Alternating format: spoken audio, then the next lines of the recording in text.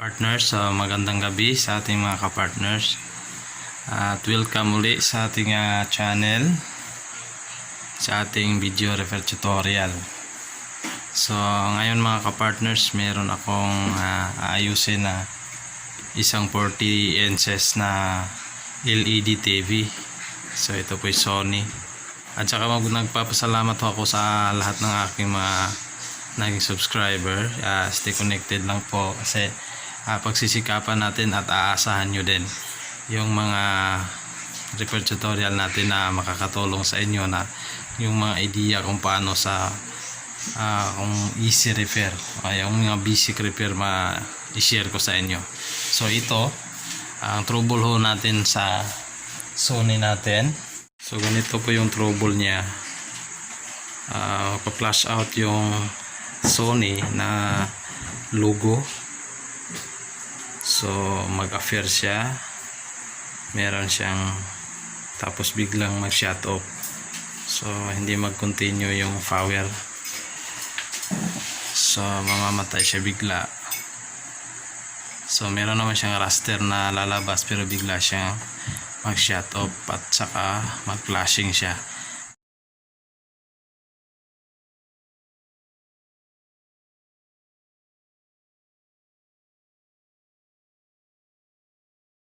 Yung trouble na ho yun.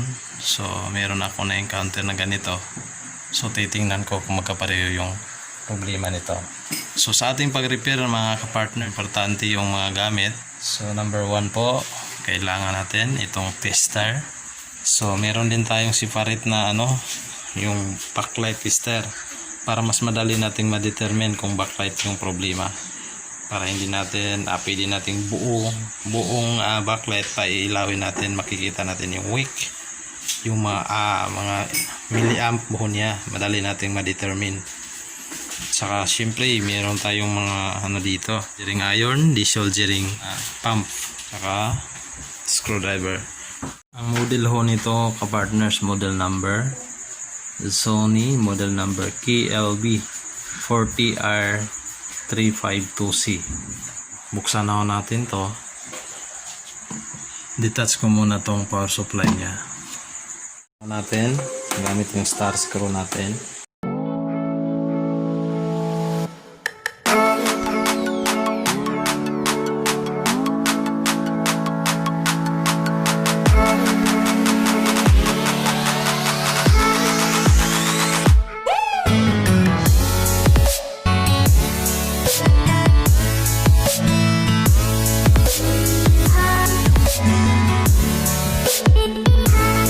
So ito na yung niya, main board. So makikita natin ito yung backlight supply papunta, saka ito yung backlight driver. Wala nang problema sa mga paa ng backlight driver, maganda naman yung. So tanggalin ko muna tong main board niya, saka itong mga speakers, kasi unahin ko yung backlight. So aside ko muna to para mas safe yung bawat parts niya.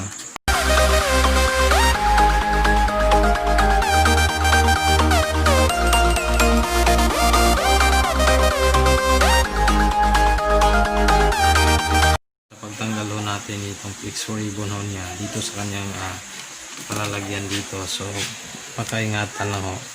So iangat mo tong lock, tapos bunutin mo lang. So ganun, para hindi magkaroon ng damage. Okay, set aside ko muna to.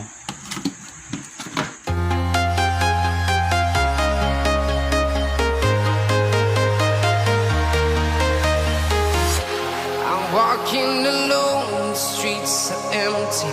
The only thing I can see is my own silhouette. I'm getting stronger, step by step. The clock is ticking, but there's no time for regrets. I've been flying from town to town, from London.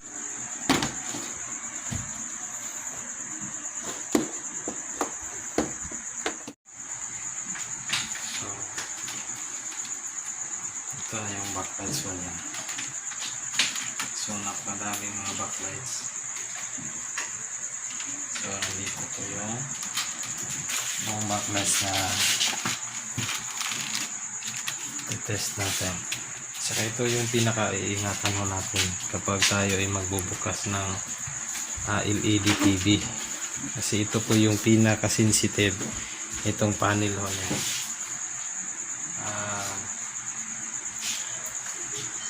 Isang pagkakamali lang mababasag ho ito. So mahal na mahal ho yan.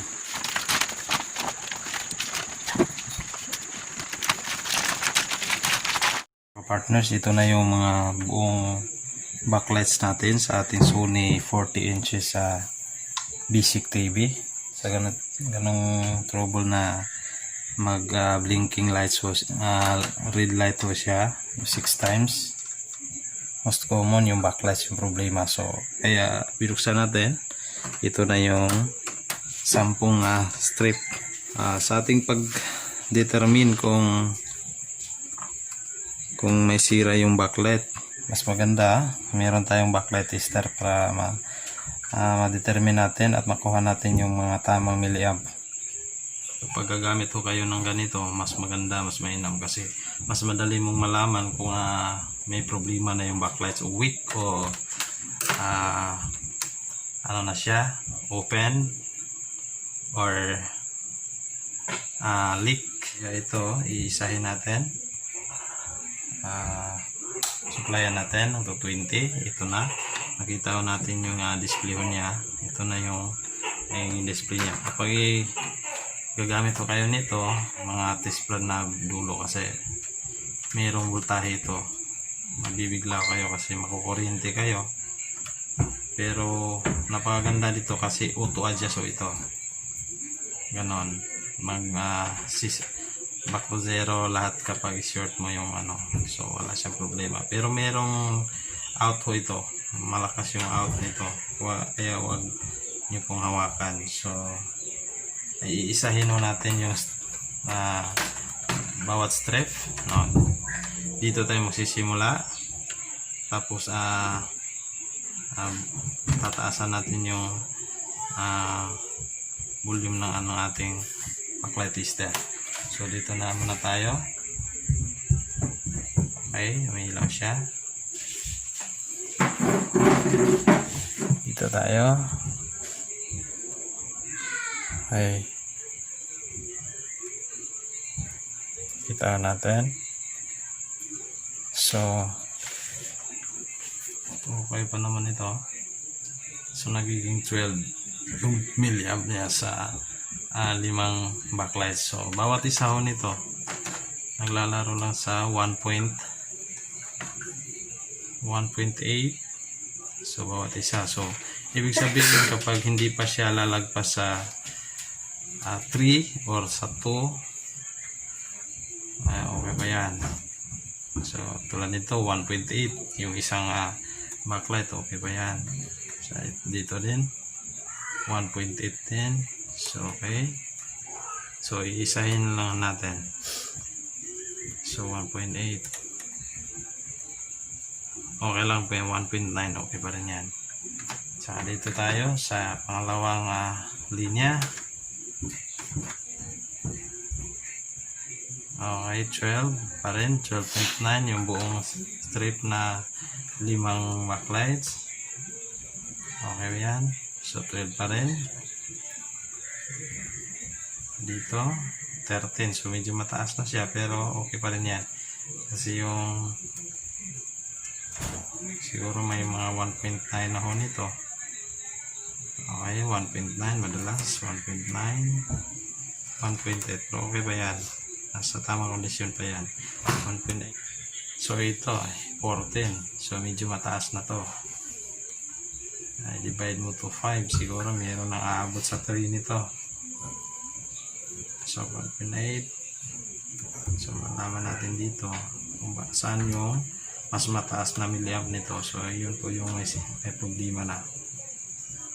So ito 3.2. So ito yung medyo problemado na po. 3.2. So dapat na yan, papalitan na natin yan. So 1.8. So ito lang iisang backlights yung mataas. So ibig sabihin, ito yung malapit na magpundi. So malapit na itong mapundi. Kaya papalitan natin yan. So dito na tayo sa kabilang linya. So 13. Okay ba yan? 13 pa rin. Okay, ito 12.7. Okay yan. 12.9. 13. So okay. So itong 14 medyo ito na yung mataas na ano. So nakikita natin, lalagyan natin ng marker yung mataas na milliamp, yung malapit na mapundi. So ito yung 3.2. So ito yung ilaw ito. So lagyan natin marker para hindi tayo ito ganon. X lang yung lalagyan natin. So mas madali kapag mayroon tayong backlight tester. So mas maganda, medyo mamahalin lang ho ito kapag bibili tayo ng backlight tester. Pero kapag nag-ayos ka ng mga LED TV, napakaganda kapag meron kang backlight tester. Kasi madali mong i-determine yung problema sa buong backlights. Madalas ako maka-encounter ng ganito. So bubuksan ko na lang. Kasi kapag ganitong trouble, 6 times blinking red lights ng indicator sa Sony, madalas po yung trouble backlight driver o backlight na LED mismo, yung may malapit na mapundi. So mas mainam kung gagamit ka ng analog, yung analog ang gagamitin mo, yung ganitong klaseng tester, ma-determine mo naman, pero hindi gaano tulad ng ganitong digital backlight tester. Kapag nag-determine ako ng ganitong klaseng tester, multi-tester na analog, kapag ganito na siya, malalaman mo times 1K yung range position ng ating tester. Lagay mo sa times 1K, tapos hanapin mo lang yung polarity niya. Medyo makikita natin yung ilaw niya, napakaliit lang yung ilaw niya. 1.50.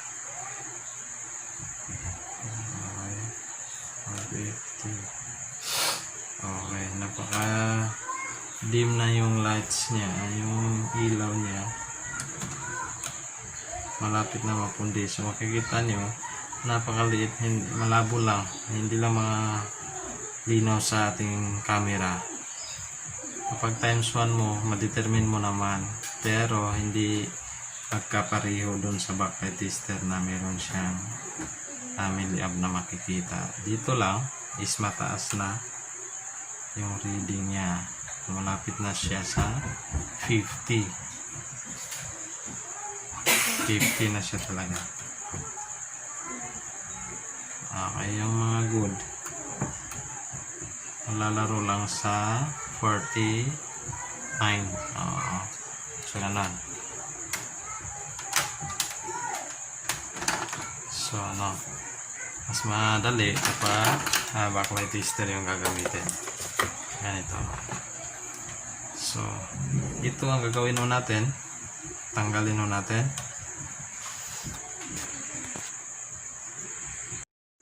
So nakapaglagay na natin tayo ng marker sa sirang backlight na ito. So ito, kailangan natin itong tanggalin. So ito, meron tayong pangpalit. Madali itong i-replace. So kapag magre-replace tayo ng backlights, mas maganda yung bago. So ito yung papalitan natin. Meron na tayong marker. So atin po tatanggalin.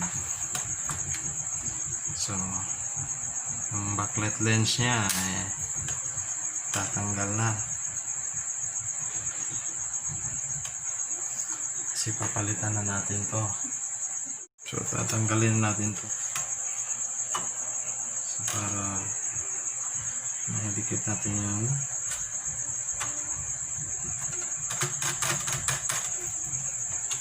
sige na. Tapos itong ano natin, itong papalit natin na backlights, LED backlights, test natin kung ilang milliamp po ito.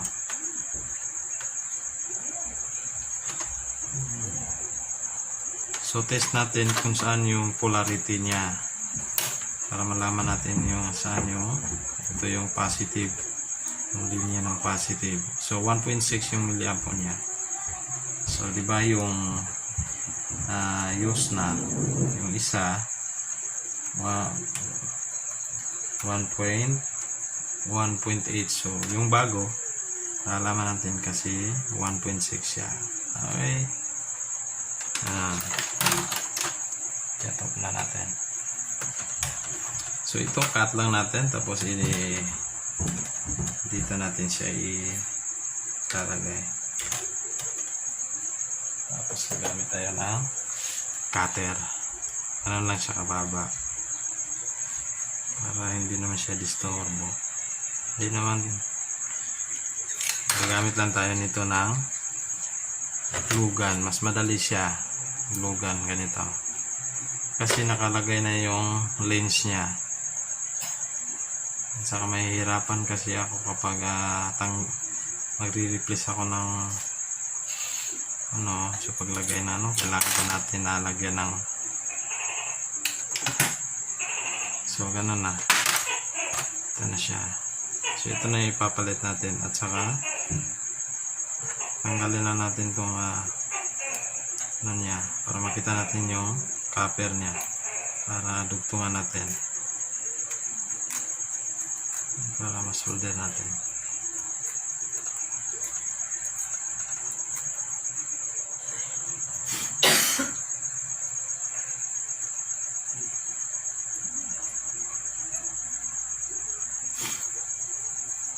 Dito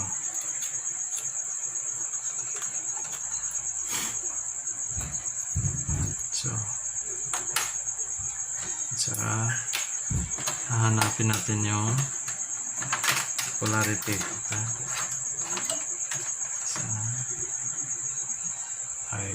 Ito yung positive. So lalagay tayo ng marker sa positive. So ito yung positive. Sa dito para maikabit natin sa tamang polarity sa dito. So baliktad. So ganun. Ito yung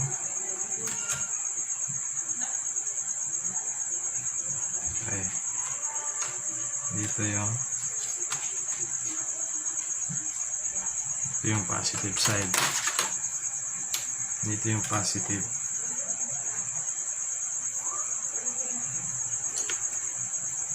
Dito yung positive line. Ito na ipapalit natin backlight. So ito yung positive niya. So ito yung positive. So mabaliktad siya, hindi siya ilaw. So lalagay tayo ng marker dito sa lalagay natin sa positive. So yung mga polarity niya. So dikit lang natin to gamit tong glue. Ito yung glue gun. Mas madali ito pag ganito. Saka gagamit tayo ng dalawang wire.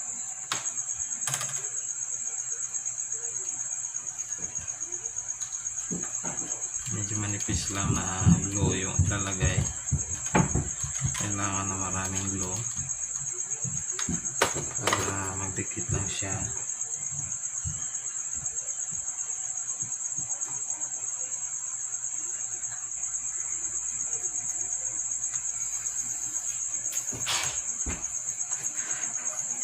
Ano lang siya. Tapos solder natin.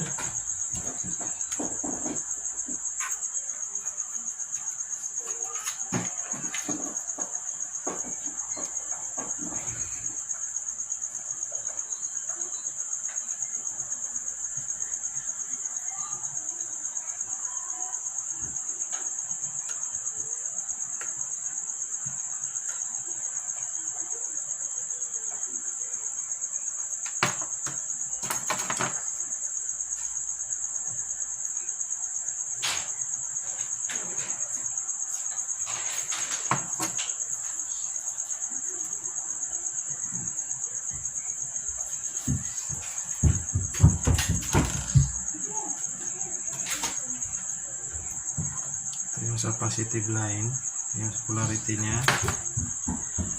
Ito yung sa positive.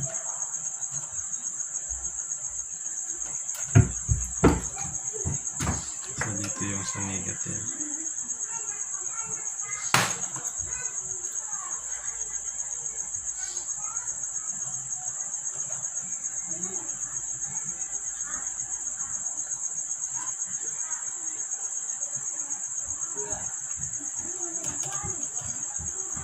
So dito yung sa negative.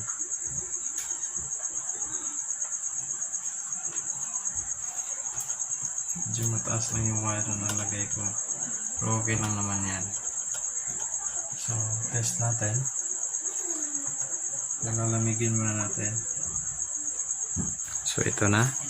So testing natin balik gamit yung backlight tester. So, ilang milliamp na siya. So okay. So makikita natin dito, kanina 14 po yan, 14.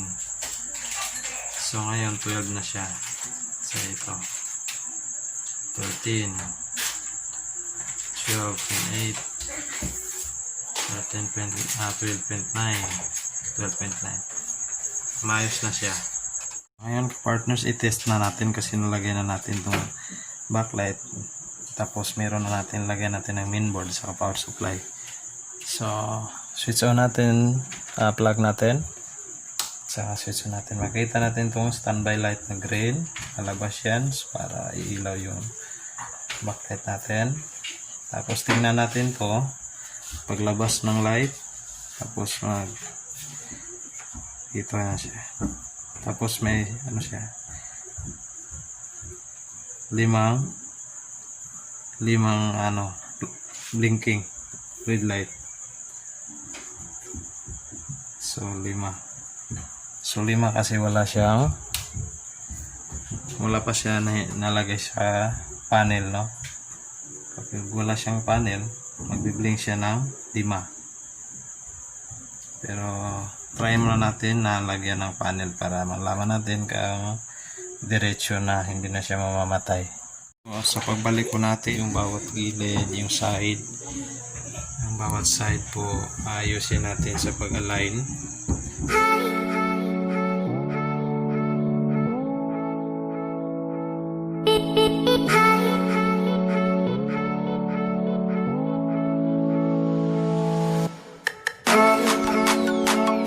Balikan natin tong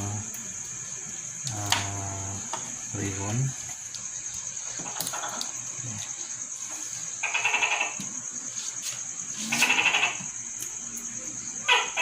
Okay.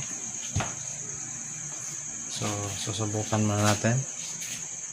Lalagyan muna natin ng supply, yung power supply niya, para malalaman natin kung okay na. So switch on natin. Okay. Sana hindi na mamamatay. Okay.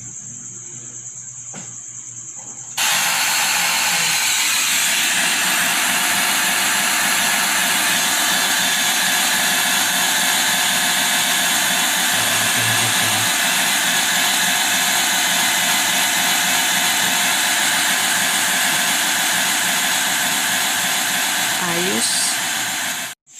So ibalik na natin to. So ito na yung cover niya.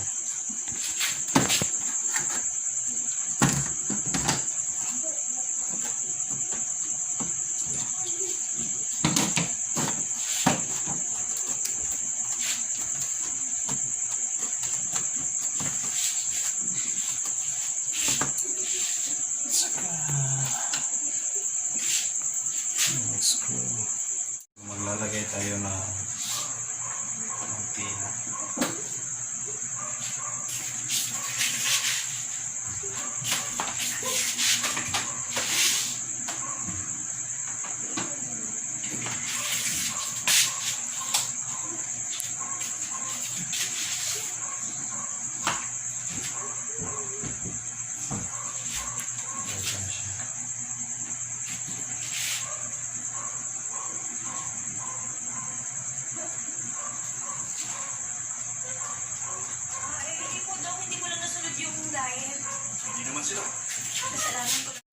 So ito na mga kapartners, tapos na natin ayusin yung trouble ng Sony, itong backlight tester. So dito mo ma-determine yung mga milliamp kung meron ng malapit na mapundi. So ganun po ka-sensitive yung Sony. So mga kapartners, maraming salamat po sa naging subscriber ko na po. Maraming salamat po sa inyo.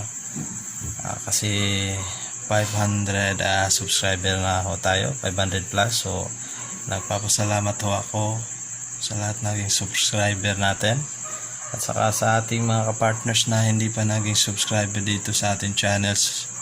So asahan ko po yung connect nyo sa ating channel. Sana mag-subscribe naman ho tayo para ma-update ko kayo every may bago akong magagawang video, para ma-share ko sa inyo yung mga repair tutorial ko dito sa ating channel. So maraming salamat po, at saka God bless sa ating lahat. Thank you.